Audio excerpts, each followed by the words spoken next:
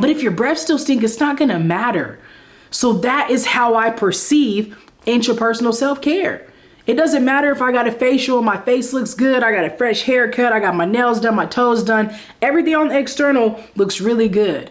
But my soul still wasn't taken care of. Yo, what's up, y'all? Welcome back to Practice the Podcast, where we fuse research and culture to help you develop the mindset, habits, and skills that you need in order to live out your purpose with confidence. I'm your host, Dr.Rees, and it's time to get better, y'all. Let's grow. We talking about practice.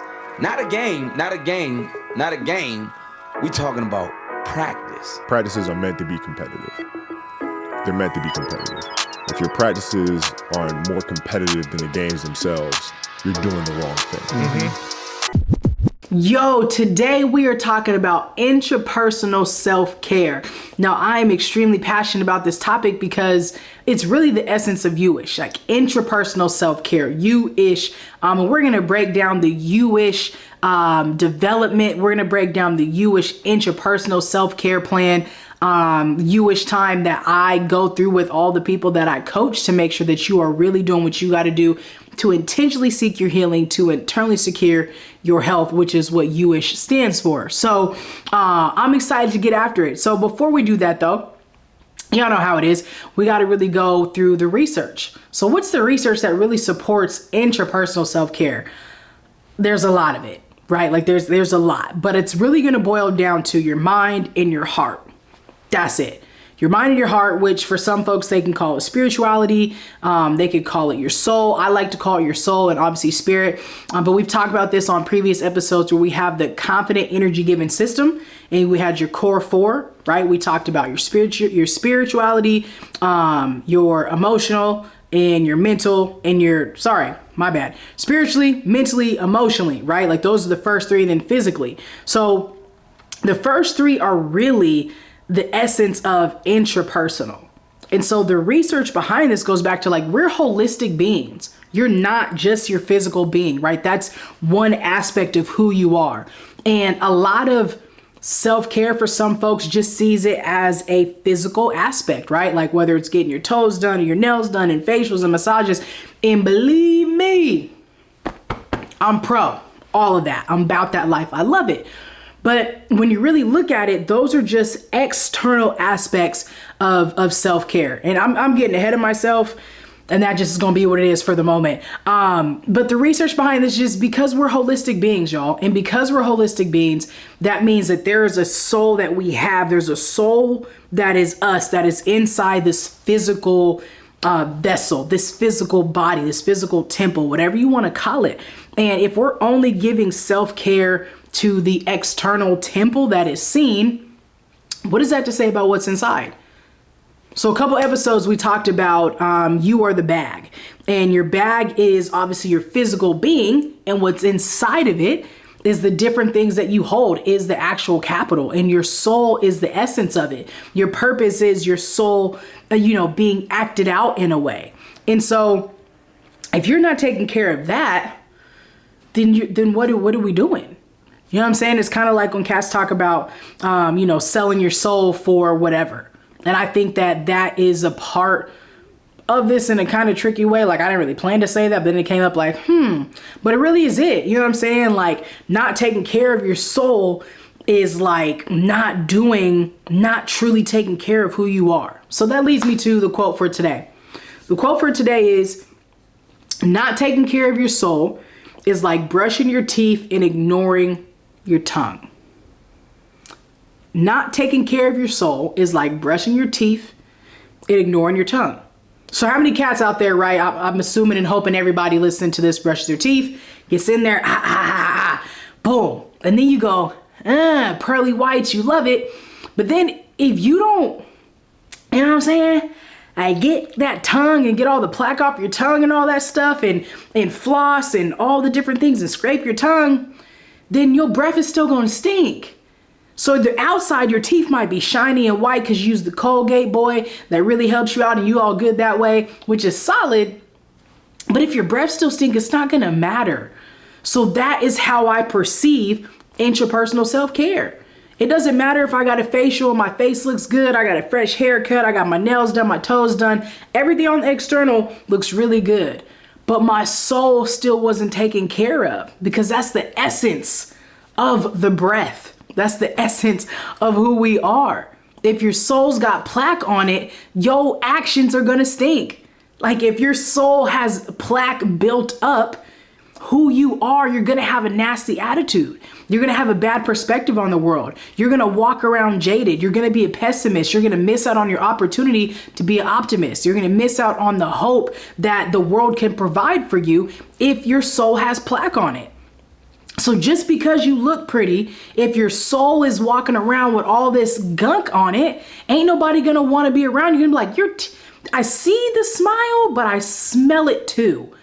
You know what I'm saying? I see you looking a certain way, but I could smell you coming from a mile away. You know what I mean? Like, I hope that, as funny as that may be, but that's actually really, like, that's real life. You know what I'm saying? Like, there's a lot of cats walking around here and we see it all the time and say it all the time, and we can label it and point it out. Man, they all, they're here, they're dressed up, they're this, that, and the third, but they're ugly on the inside. Right? Like nobody wants anybody who is pretty and beautiful on the outside but ugly on the inside, because that's what matters most. Right? At least we say it does, but do we actually put in the actions to create that intrapersonal beauty? And that's really what this is. It's not necessarily like, I don't want to hijack the whole thought process around self-care. The question could be is, are you as beautiful on the inside as you are on the out? Are you really taking time to dress up your soul and give it the same amount of attention that you're giving every other part of your body? Are you investing the same amount on your heart, on your mind, on your thoughts, on your attitude, on your beliefs, on all the things that truly make up the outer side of you as you do on the outside? And what's so dope about this, y'all, is external self-care requires physical money and intrapersonal self-care is free. Like external self, you know how much it costs to get facials and nails and hair and clothes? Like that stuff is expensive. It costs a whole lot of money, which really weeds out a lot of people from being able to have higher levels of external self-care. But intrapersonal self-care is free. You don't need nothing to be able to have the fancy, oh, you fancy, huh? Like, let me find somebody with a fancy soul. Like, let me find somebody with a fancy heart. So boom, real quick story. Me and my lady went out to Phoenix, and we went to the Louis store. We're in the Louis store looking around, you know what I'm saying? She about to treat herself for her birthday, all this kind of things. I'm looking at all these purses, and I'm like, yo, how many cats spend this same amount of money or time investment on who they are instead of just how they look? Because them bags, there's this one lady, her and her husband sat down, boom. She was like, bring it out, bring it out, bring it out. I was like, oh, she about to throw the bag at the bags. The lady was like, yep, this one's $5 and that one's $75 and this one's this much and this one's this much. And the lady was just bringing all the bags out. She was like, I was like, yo, she about to throw, or he about to throw a whole bunch of racks at all these bags. And I don't know her life, but obviously, you know, I'm a thinker. So I'm thinking, I'm like, yo, like, if we spent the same amount of time on making sure we appeared a specific way as we did on how the energy that we cultivate internally, like we would just live in a different world. And so when I just talk about our soul, I'm talking about our soul and our heart and our mind. Are they in alignment? Our soul being the essence of who we are, our heart being the posture that we walk with, our mind being how it is that we think and perceive the world and address other people. So when it comes to interpersonal self-care, it's so important because it don't cost you anything except for your time and attention to do it. Oh, that's it. Interpersonal self-care don't cost you nothing but your time and attention and patience. And I think that's really what it boils down to, is a lot of cats don't want to spend time. They don't want to spend the energy and the effort and the patience. And I'll even correct myself. I don't think it's people don't want to spend time and energy and patience. I think it's because of how hard it is. It's so much easier to just go somewhere and have somebody else do our toes and somebody do our nails and do our facial and boop, boop, boop, boop, boop. And we feel like that's it. because it's not really addressing the plaque. Like my son, helping him brush his teeth, he can do the little, you know what I'm saying? But I'd be like, did you brush your tongue? Let me smell. I'd be like, bruh, why you didn't get the tongue? You gotta get the tongue. And because sometimes, oh, catch me, I'm going here, y'all. Sometimes, one time he said, because if I go too far back, I might throw up. Right? Like some of us got a quick gag reflex. Like I can't go too far. And I'm not asking you to go way back here, but some of us, we don't really want to get real deep in our intrapersonal self-care because of what really might come up and what will be revealed out of what we saw when we went on this journey. My goodness. Y'all, I need you to rock out with me when I say this and really hear me. Like the deep, and again, hopefully your connection, I didn't throw you off with the nastiness and the throw up, but that's what it's like though. Like you gotta go as deep and as far as you can go, and how much can you really handle? You know what I'm saying? Like, can you handle the grittiness of brushing your tongue and spitting it out? Can you really handle the grittiness of sitting down and getting the plaque off of your soul and the hardness around your heart that's preventing you from being able to be an optimist that has hope about their future and their present and other people? To be the leader that you were created to be, to have the confidence that you were created to have. But some of us, we can't because we don't even want to take the extra time to do all that. And so intrapersonal self-care is so important because it dictates the energy you put out into the world. Intrapersonal self-care is so important because it's what actually fills up your cup. A lot of people talk about, oh, I don't want to pour from an empty cup, but you're not doing anything to fill up your cup in the first place. So your cup is just empty on empty and has been empty, but you won't take the time to actually fill up your cup. And my philosophy on this is I don't want to I'm not going to pour out of an empty cup, but you're only going to get my overflow. You're getting what I've already given to me. And if I give you what is mine, then I can't be me for me. And if I can't be me for me, I can't be me for you. And too often we're just pouring out of the same cup versus being able to overflow out of our cup. And that's a part of the problem. So having pretty toes ain't going to change that, because pretty toes don't have nothing to do with your mindset. Having a facial don't have nothing to do with your attitude. You know what I'm saying? Like getting your nails don't have nothing to do with being a pessimist. Like all of those things, getting a massage and your body feeling good don't have nothing to do with how you treat other people. Those are just external aspects. And so the intrapersonal versus external, it shouldn't be a battle. It should be both and. Both can exist. If you can take out an hour plus to get all those other things done, you can give yourself, your intrapersonal self, 5 minutes. Because usually a facial, your nails, your toes, massages, all that is at least a 60-minute service. And then you got to get there. And then you got to get home. So if you can give yourself an hour to 2 hours to go do all these things, plus 50 to 150, 200 some dollars worth of capital on all of those things, then you can give yourself 5 minutes of free intrapersonal self-care. The thing about this though is it may be free, but it's costly. Intrapersonal self-care is free, but it's going to cost you everything. It's going to cost you time, energy, effort, introspection. To grow in your self-awareness is costly, but the ROI is irreplaceable. The ROI that you get from your intrapersonal self-care journey will be greater than any ROI you get from any other external self-care experience. And I'm saying this as somebody who's been on both sides of the coin. I just got a massage 2 days ago, and I was like, it was trash. And the cost that I had to go through to get it and would have had to pay for it wasn't even worth the experience at all. I would have rather just sat by myself for 10 minutes and just, But I'm also somebody who invests in my intrapersonal self-care on a daily basis, to where the experience that I had to go through prior to getting that massage allowed me to stay in alignment. Now, there's a backstory behind it, but I experienced some racism and homophobia while at the Four Seasons in Phoenix, which led prior to getting this massage. So I couldn't even enjoy the massage because I had to continue to process and keep myself and body regulated in a specific way. That's kind of besides the point.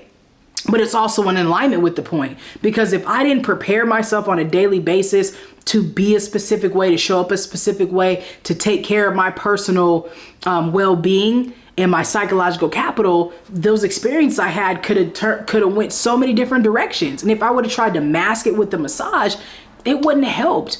And I think sometimes that's what happens for a lot of us. We're just masking our hurts and pains, or not our lack of healing, with external self-care. Now, again, I'm not against it. I'm for it. I dedicate time, money, energy, all the above to all of those things. So I'm pro it, but I do it in addition to my intrapersonal self-care. Okay? So here are the things that I want you to do and I want you to think about. Number one, I want you to spend some time in what I call you-ish time. But I like to take the you, drop the name, or drop the you and put your name on it. So for me, it's Rees-ish time. For you, it's whatever your name is-ish time. Okay? And the bare minimum of this is 5 minutes. Now, if you tell me you don't have 5 minutes, then there ain't no point in anything. You have 5 minutes for yourself. So in this 5 minutes, here's what I want you to do. The first thing I want you to do is tap into your spirituality, whatever that looks like. For me, I'm a prayer, so I got to pray. First 5 minutes, I'm going into prayer. And even in my prayer, I'm being grateful. I'm finding some things of gratitude. So that's the first aspect. Then I want you to transition into breathing. Whether you want to use a guided meditation, whether you just want to breathe, whatever it is, you're doing this to help center yourself and to calm your mind. If you take 7 deep breaths, that's like 1 full minute of breathing, which is awesome. Okay. So you're starting spiritually, then you're helping yourself mentally with your breathing, your meditation. Then from there, I want you to journal. And I don't want you to write a bunch of pages. I'm not saying that. I need you to just get a book, a page, or something, whatever. And I want you to write down those 3 things that you're grateful for that you talked about at the beginning. Then I want you to just write a couple sentences. Sometimes I'm like, I ain't got it. Sometimes like, I don't want to say this, or it's let's get it, or I've got some more to say. But it's beneficial for you to take some time to write down these thoughts, because when you take it from your mind through your hand to the pen, it makes it that much more real and increases the process of growth and healing. So those are the steps. Get some spiritual connection, give some gratitude, take some breaths. After you take those breaths, then I want you to journal, write that stuff out. And then I kind of want you to talk to yourself. And if you want to take it a step further, then I would like you to visualize. And you can do this all in a minute. So all this takes is 5 minutes. And I guarantee, I promise that this will transform your life. And I would encourage you not to wait to the end of the day to do this. I'd encourage you to do this at the beginning of the day. Reason being is because this is going to prepare you for the day. You don't want to have to be on response afterwards. You want to wake up, prepare your mind, prepare your heart, prepare your soul for what's to come, because this is what fills up your cup. So when you get into whatever situation, you can overflow, and everybody's getting the overflow. But you deserve to have 5 minutes of your morning. And if you have more time, dive in deeper. Spend more time in meditation and breathing, more time in prayer, more time journaling, more time visualizing. And then add on your physical at the end of that. Add on your workout at the end of that. And that's what my morning looks like. And it has been a safe haven, a namesake, something I look forward to. And when I have the most time, it feels really good. And there's sometimes that I do only have 5 minutes. And there's other times that I got an hour. And so whatever you have time for, make time for it. Don't look at the excuse. Look at, okay, I got 5 minutes. I can give myself that, but do it at the top of the day. So y'all, I hope that this was beneficial. I hope that you are catching the understanding between and the importance of intrapersonal self-care versus external self-care, and the importance of both of them, right? Like, you're worthy of having both. But if you're gonna only give yourself one, then make sure it's intrapersonal. You can even add your intrapersonal on top of your external. Do one and then go out that way. But the other thing I'll say too, before I wrap up, is oftentimes external self-care, one, because of the cost and the time and all of that, we're usually doing it maybe once a month, once a quarter at best. So if you're really only giving yourself that level of self-care once a month and once a quarter, then you're not really taking care of yourself at all. Where this 5 minutes a day turns into what, 5 times 5, that's 25 minutes, 35 minutes a week, is a game changer that you don't have to go anywhere for. There's been times I've done this in a closet. There's been times I've done this in a bathroom. Depending on where I'm at, I'm going to give me what I need on a daily basis. And 5 minutes every single day is better than one time a month or waiting for that vacation or whatever the case may be, is right, for you to go in and give yourself what you need. Even when it comes to therapy, some folks only go to therapy once a week, maybe once every other week, maybe once a month, once a quarter, who knows, right? And your therapist will also say you still have to invest in you on that daily basis. So I'm encouraging you to spend 5 minutes with your you-ish time, because this is going to be intrapersonal self-care that really amplifies your personal development, your personal growth, your self-awareness, that really is going to empower you to live out your purpose with confidence. So if you want some help with this, some coaching around this, reach out to your girl. If you want to help craft what this needs to look like for you in your life, or you want more information on how I do it and how I make it happen, then hit me up. Let's talk about it. But at the end of the day, I want you to remember 2 things. You are the bag, and you are worthy of living out your purpose with confidence.